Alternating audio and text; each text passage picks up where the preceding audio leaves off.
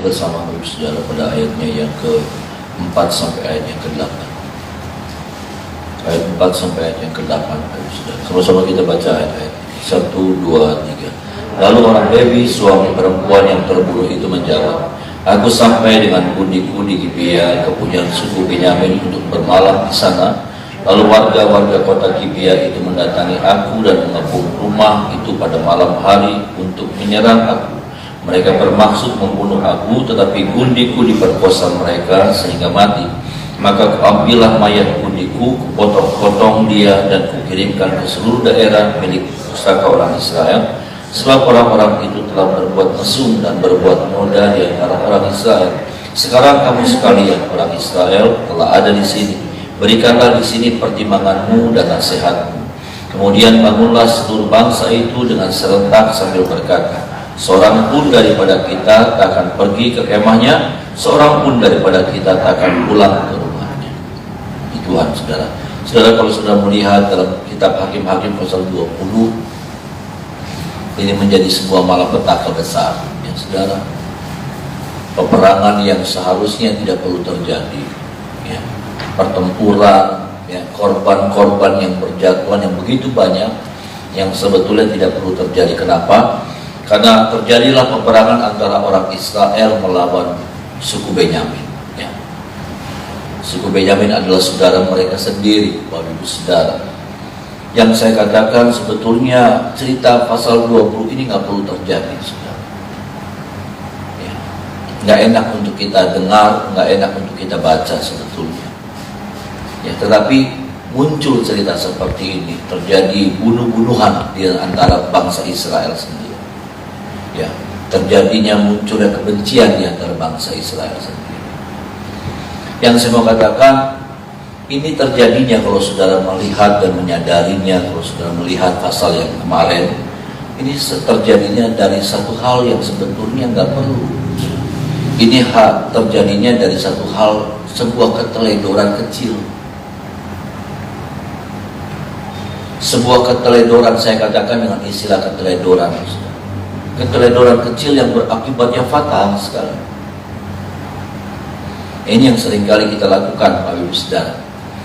Ya, karena ketidakhati-hatian kita tidak berpikir panjang, maka ada keputusan-keputusan, ada nasihat-nasihat, ada hal-hal yang kita ambil, yang kemudian itu berakibatnya sangat fatal. Kalau sudah melihat pasal 20, ini fatal sekali bagaimana terjadi bunuh-bunuhan. Nanti pasal 21, saudara, ya, sampai orang Israel bersumpah tidak akan memberikan anaknya kepada suku Benyamin untuk menikah. Jadi runyam, jadi panjang, jadi berkelanjutan, saudara, permusuhan di antara. Disebabkan dari apa sih, saudara? Kalau sudah baca pasal yang berapa? Pasal 19, ya. Ini anak muda, ya, orang Lewi yang mau menikah dengan gundik, ya saudara. Orang tua si gundik ini bilang waktu mereka mau berangkat, ya, orang tua bilang jangan berangkat dulu, ya. Ayo ini dulu, sarapan dulu sampai sore. Sudah sore, ya saudara, udah malam, besok lagi. Ceritanya kan seperti itu, saudara, pasal 19, ya. Ada nasihat-nasihat, ya saudara, orang tua ini nggak berpikir panjang. Sampai akhirnya mereka memaksa, ya, sudah kesiangan, sudah kesorean, mereka berangkat. Pada akhirnya ini orang Lewi dan bundiknya ini, sudah istrinya ini, ya saudara. Sampai akhirnya sudah mulai sore karena ditahan. Dan kesorean, berangkatlah mereka, kemalaman mereka. Datang mereka di daerah suku Benyamin, mereka mau berkemah di tengah-tengah, ada ketemu sama satu orang tua. Ya, ceritanya kan seperti itu kalau saudara baca pasal 19. Orang tua ini ajak mereka, jangan di sini. Waduh, lebih berbahaya lagi. Ya, mereka ditolong, ditampung sama satu orang tua, saudara. Dan disitulah terjadi. Tapi sekali lagi, saudara, dimulai dari mana? Dari nasihat si mertuanya ini yang bilang jangan nanti lagi. Ditahan. Dari sini sebetulnya. Maaf saudara, kita bukan lagi cari, tetapi kan kita harus cari juga sebab musababnya dari apa. sampai masalah itu muncul. Kita harus betul-betul secara objektif berani menemukan, saudara. Kalau kita menghadapi sebuah masalah dalam rumah tangga, dalam usaha, dalam dagang, dalam pelayanan, maka kita harus belajar berani untuk cari tahu apa sih sebab musabab. Sebab musababnya bukan karena dipotong-potong ini mayat, ya, mayat Israel ini potong-potong. Saya pikir ini mutilasi pertama sudah di dunia, ya. Dipotong-potong kecil-kecil, dibagi jadi 12, saudara, lalu kemudian dikirim ke 12 suku, ke 11 suku. Bukan 12, tapi 11 suku. Tapi karena apa? Dimulai dari kesalahan yang kecil. Si mertuanya ini jangan. Mereka udah berangkat di pagi-pagi, mereka udah siap-siapin pakaian, ya. Jangan berangkat dulu, sarapan diajak ngobrol sampai siang. Nanti sudah sampai siang, nanti makan siang dulu. Mereka udah mau berangkat, udah kesorean. Terus begitu sampai akhirnya mereka maksa. Ya, di hari ketiga kalau tidak salah mereka maksa tetap berangkat. Sudah kesorean. Kenapa? Karena ditahan terus. Ya, jadi modus gitu. Akhirnya apa? Nasihatnya itu mencelakakan anaknya sendiri. Maaf.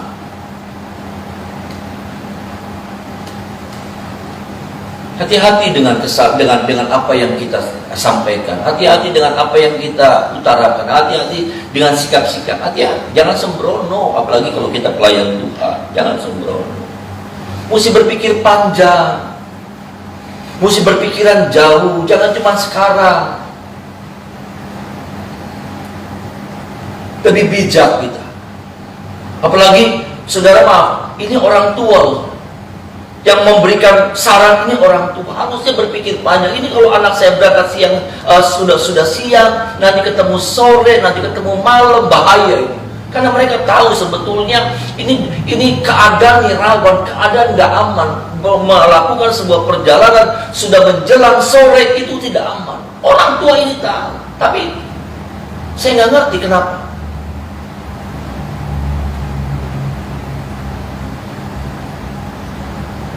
Ini perjalanan yang beresiko besar sekali.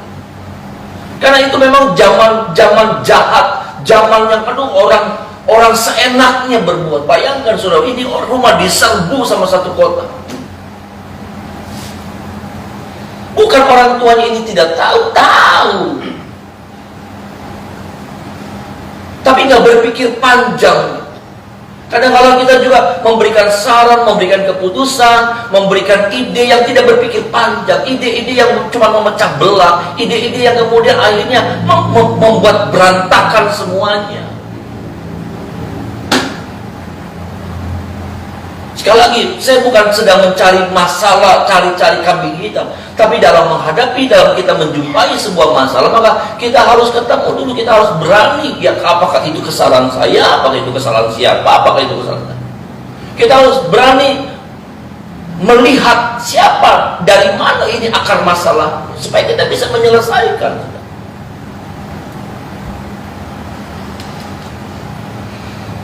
Karena kalau tidak, saudara, ini akan terus terjadi lagi, dan habis. Israel habis. Kalau yang seperti ini dibiarkan, habis Israel. Akan terjadi perang lagi. Nanti Benyamin yang diserang. Nanti yang lain waktu siapa lagi yang diserang?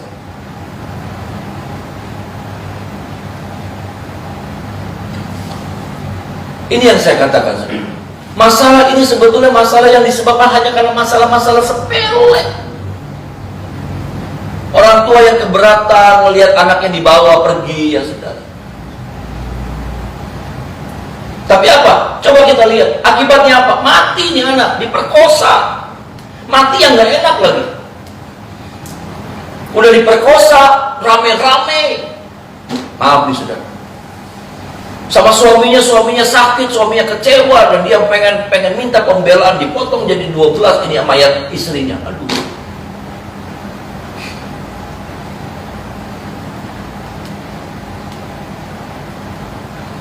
Itu sebabnya ini menjadi sebuah peringatan, pelajaran buat saya dan saudara. Apakah kita sebagai pemimpin, orang tua, atau apalah, pelayan Tuhan, bijak dalam mengambil bijak dalam berkata-kata, bijak di Di dalam apa ya saudara? Di dalam bersarang, dalam apa?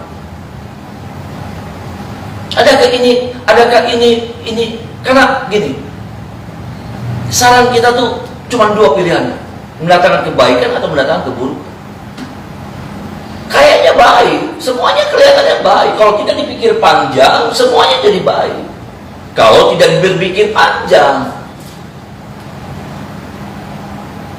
orang tua pikir, aduh iya anak saya masih di sini, aduh. Baik buat siapa dulu? Tapi ketika kemudian mereka memaksa berangkat, kenapa? Karena sudah ditunda, sudah dibohongin berkali-kali, berkali-kali. Akhirnya mereka paksa, di hari itu mereka paksa berangkat. Ayah, kami berangkat, kami harus berangkat.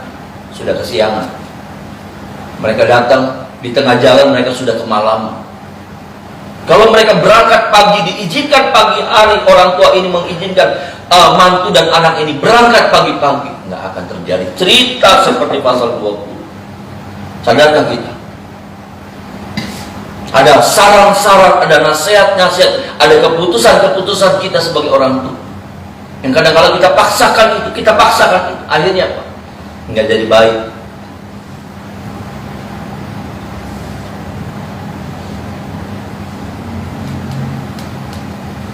Ini yang harusnya sama-sama kita dengar firman ini. Kita sama-sama evaluasi. Untuk apa? Untuk kita tidak lagi melakukan hal-hal yang seperti itu. Untuk kita tidak lagi melakukan hal-hal yang kesalahan-kesalahan yang akan berakibat fatal, panjang, saudara, berlarut-larut, saudara, masalah. Kenapa? Karena kita sedang memaksakan kehendak kita.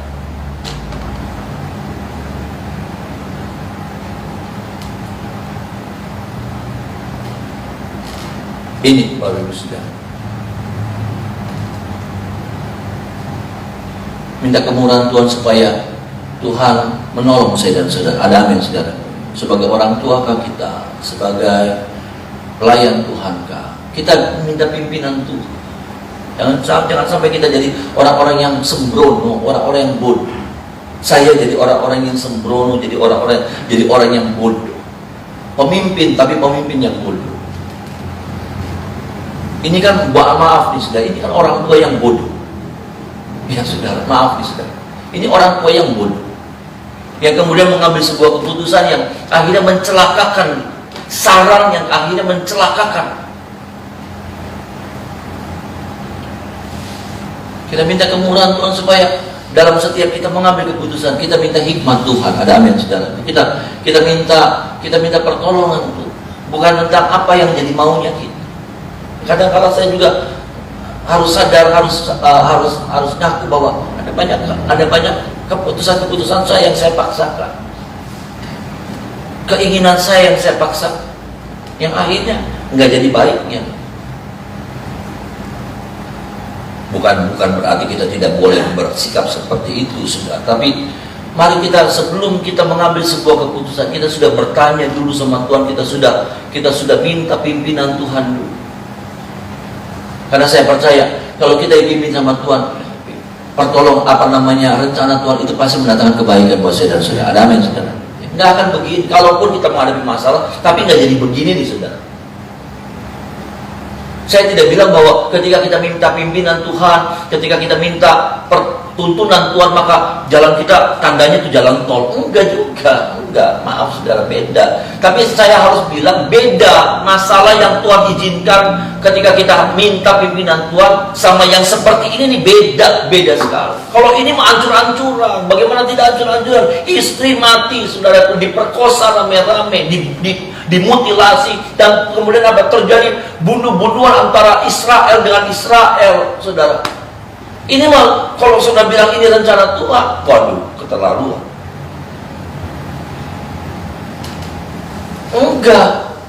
Tapi saya juga harus bilang bahwa ketika kita juga dipimpin sama Tuhan, seperti yang Daud katakan, Mazmur 23, dia juga harus menghadapi yang namanya lembah kekelaman. Dia juga harus menghadapi yang namanya tekanan-tekanan, ancaman-ancaman, intimidasi, persoalan-persoalan yang sulit yang Daud harus hadapi.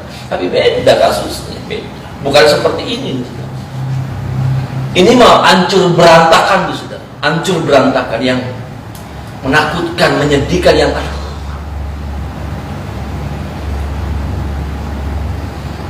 Saya harus bilang juga, kalau kita minta pimpinan Tuhan, tuntunan Tuhan dalam setiap kita mengambil keputusan, kita juga akan menghadapi yang namanya tantangan, kita menghadapi masalah. Tapi saya percaya di balik masalah itu ada kemuliaan Tuhan. Amin, saudara. Ada sesuatu yang indah yang kita akan nikmati. Bukan seperti ini. Ini mah aduh. Tolong kita, saudara, diberi hikmat kita, sehingga ketika kita memberi saran, ketika kita memberi dorongan, ketika kita memberi menyampaikan keinginan kita itu keinginan yang betul-betul kita sudah pikirkan sejauh mungkin, bukan sesuatu yang cuma buat sekarang enak, nanti pajari, sekarang bagus, tapi besok ya nggak tahu. Seperti orang tua daripada orang Lewi ini, mertua daripada orang Lewi ini. Tapi akhirnya habis kita. Maaf, sebetulnya penyebabnya karena di Tuhan. Bapak saudara, kita masuk bagian yang kedua selanjutnya. Saudara, kita melihat pada ayat yang ke-39 sampai 44. Bagian kedua kita akan lihat 39 sampai ayat yang ke-40. Sama-sama kita baca ayat ini. 1, 2, 3.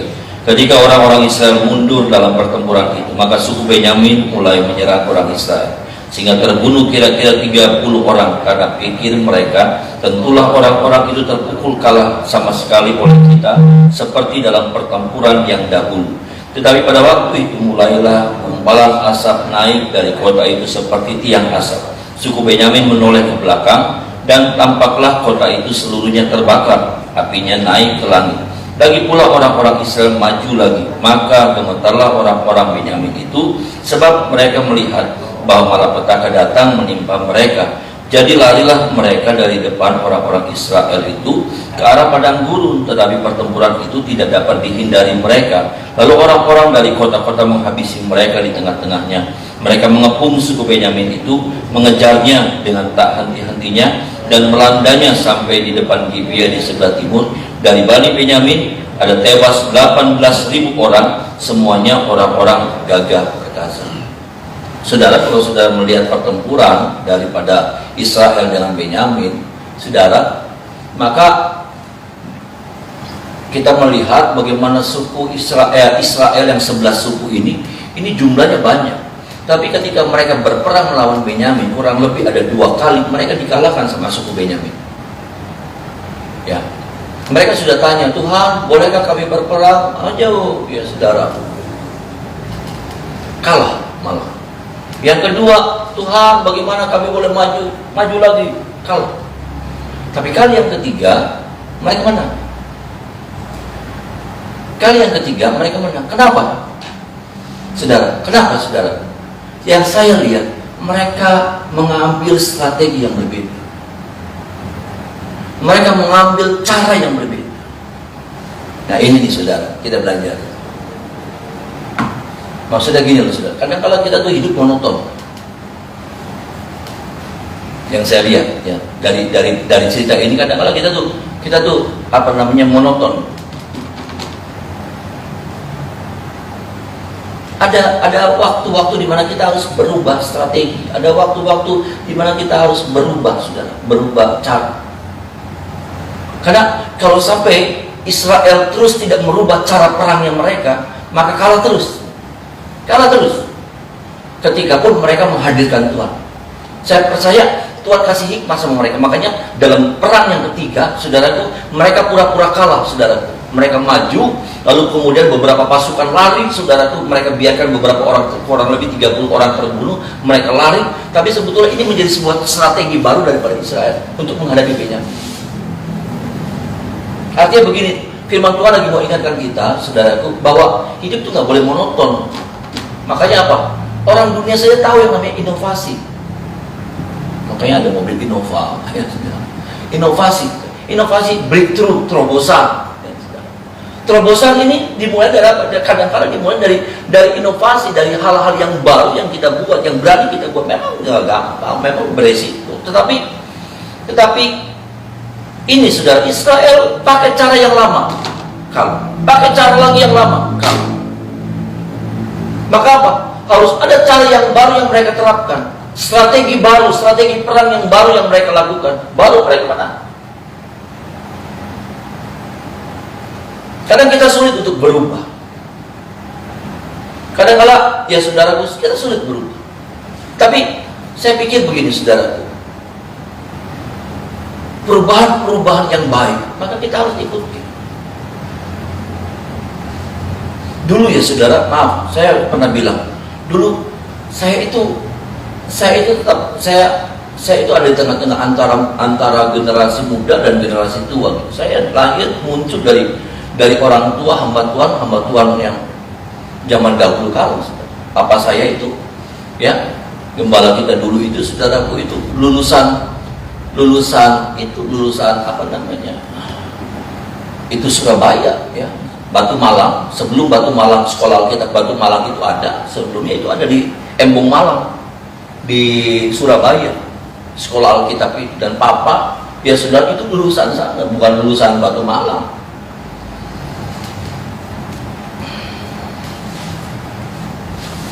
Dan pengaruh-pengaruh yang lama juga masih. Jadi ketika maksud saya gitu, ketika ada lagu-lagu baru, lagu-lagu yang anak-anak muda, aduh, saya nggak bisa ngikutin itu, saudara.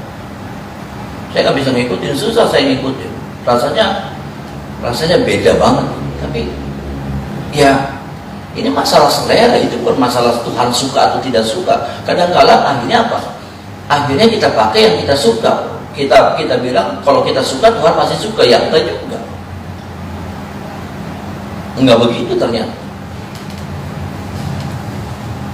Makanya saudaraku, dalam hidup ini, saudara, yang saya lihat, ya maaf nih saudara, yang saya lihat, maka kita harus berani berani melakukan sesuatu yang berbeda. Memang itu bukan menjadi sebuah kebiasaan kita. Itu bukan menjadi sesuatu yang menjadi jalurnya kita. Tapi ternyata dari sini kita melihat, saudaraku, dari sini kita melihat ternyata Tuhan kadang-kala memberikan cara-cara baru sama kita. Dan kalau kita nggak pakai, kita akan stuck di sini. Kalau kita nggak pakai, saudara, kita akan seperti itu, terus monoton juga hidup seperti itu.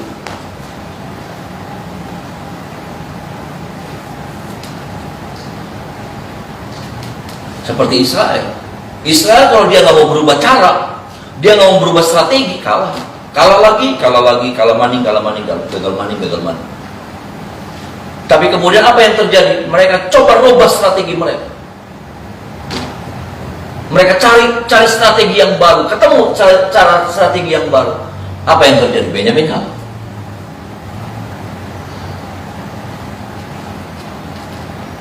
Memang tidak gampang, tapi saya percaya Tuhan akan kasih hikmah sama saya dan saudara. Ada amin saudara. Tuhan akan kasih hikmah. Ketika kita belajar, itulah sebabnya, itulah kuncinya, itulah harga matinya. Kita harus mengandalkan Tuhan dalam hidup kita. Ada amin saudara. Kita harus melibatkan Tuhan dalam hidup kita. Itu harga mati buat kita. Menghadirkan Tuhan, mengandalkan Tuhan, menyertakan Tuhan dalam hidup kita. Kata di mana itu terkutuklah orang yang mengandalkan manusia, yang mengandalkan diri sendiri. Itu sebetulnya bukan cuma bicara tentang kalau kita lagi perlu, kita minta tolong sama orang atau kita minta tolong sama Tuhan. Bukan cuma itu. Tapi apa saudara, dalam setiap langkah kita mau minta dipimpin sama siapa? Dipimpin sama hikmat kita, dipimpin sama naluri-naluri kita, atau dipimpin sama Tuhan. Nah itulah sebabnya saudaraku, saya katakan kita harus minta Tuhan pimpin langkah kita, langkah demi langkah. Supaya apa? Supaya hikmat Tuhanlah yang turun atas setiap kita. Sehingga apa? Ketika kita minta, kita bawa itu ke rencana kita. Nanti Tuhan yang atur, nanti Tuhan yang kasih hikmat begini. Nggak ngerti caranya. Saya juga nggak bisa mendeskripsikan caranya Tuhan bagaimana. Enggak juga saudara. Karena nanti saya percaya Tuhan kasih hikmat sama kita. Apa yang saya dan saudara harus lakukan, tiba-tiba kayak ada kling gitu.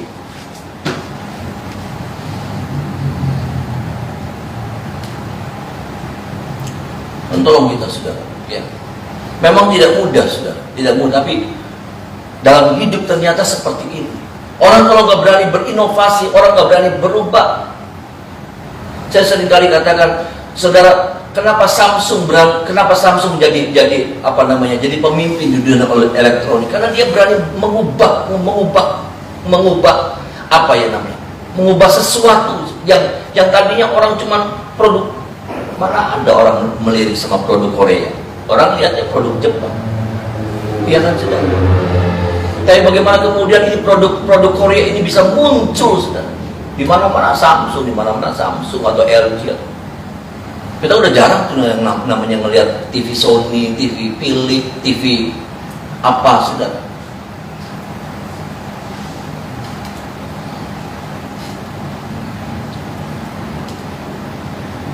Kenapa? Karena ada sesuatu yang dirubah, ada sebuah terobosan yang dia buat. Sama dalam pelayanan, dalam hal apapun, saudara. Tapi nggak boleh atas mau diri sendiri, harus atas pimpinan Tuhan. Ada amin, saudara? Harus atas petunjuk Tuhan. Makanya saya harus bilang, saya nggak bilang saudara tanya sama saya, tanya sama Tuhan. Tuhan punya cara yang terbaik. Ada amin, saudara? Cari maunya Tuhan, tanya sama Tuhan. Saya percaya Tuhan nggak jawab, Tuhan pasti jawab. Seperti bangsa Israel waktu mereka menghadapi kalah lagi. Tapi kemudian mereka minta bagaimana caranya. Sekarang mereka bilang begini, bagaimana? Bukan cuma tentang Tuhan sertai kami, tapi itu mereka minta, Tuhan apa yang kami harus lakukan? Karena kadang-kadang kita minta penyertaan Tuhan, tapi cara kita harus pakai. Tuhan mesti setuju dengan caranya kita.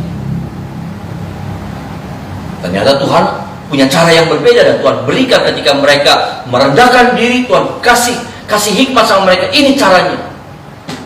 Mereka serbu, lalu kemudian mereka pura-pura kalah. Sudah bagaimana caranya? Sudah bisa baca dalam pasal 20. Akhirnya Israel mengalami yang namanya kemenangan. Inti daripada firman ini bukan tentang inovasi dan bagaimananya. Bagaimana kita menghadirkan Tuhan, melibatkan Tuhan tiap-tiap hari. Ada amin, saudara? Bagaimana kita bertanya sama Tuhan dalam setiap tindakan-tindakan yang kita mau buat. Bagaimana kita menyertakan Tuhan. Nah itu artinya apa? Artinya Tuhan kita sedang jadikan penguasa dalam hidup kita. Kalau Tuhan jadi penguasa dalam hidup kita, kita nggak pernah kalah dalam hidup ini, saudara. Ada tantangan, tapi katanya kita pasti bisa menghadapi, melewati setiap tantangan itu. Karena Tuhan menyertai saya dan saudara. Mari kita menyembah Tuhan.